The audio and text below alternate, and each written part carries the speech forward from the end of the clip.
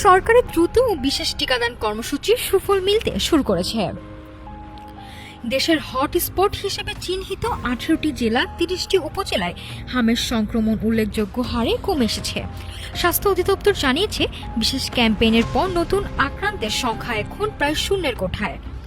March আর এপ্রিলে যে হামের সংক্রমণ রূপ নিয়েছিল উদ্বেগের, মে মাসের মাঝামাঝিতে এসে সেই চিত্র এখন অনেকটাই স্বস্তির। গত 5 এপ্রিল থেকে শুরু হওয়া বিশেষ টিকাদান ক্যাম্পেইনের কারণে সংক্রমণ প্রবণ এলাকাগুলোতে নতুন করে আক্রান্তের সংখ্যা নাটকীয়ভাবে কমে এসেছে।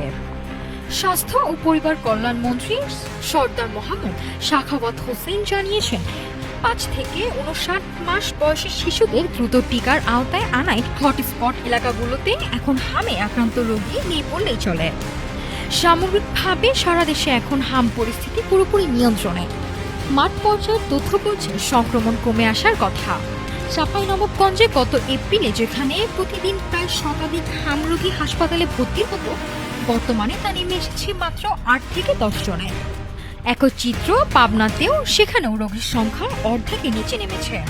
অন্যদিকে নাটোরে শতভাগ শিশুকে টিকা দেওয়ায় পরিস্থিতি এখন সম্পূর্ণ স্বাভাবিক। প্রধানমন্ত্রীর স্বাস্থ্য বিষয়ক বিশেষ সহকারী ডক্টর এস.এম. জিয়াউদ্দিন হায়দার জানিয়েছেন, দেশে হামের শিশু মৃত্যুর হার বর্তমানে স্থিতিশীল, তবে শরীরে পূর্ণ অ্যান্টিবডি তৈরি হতে 3 থেকে 4 সপ্তাহ সময় লাগায়।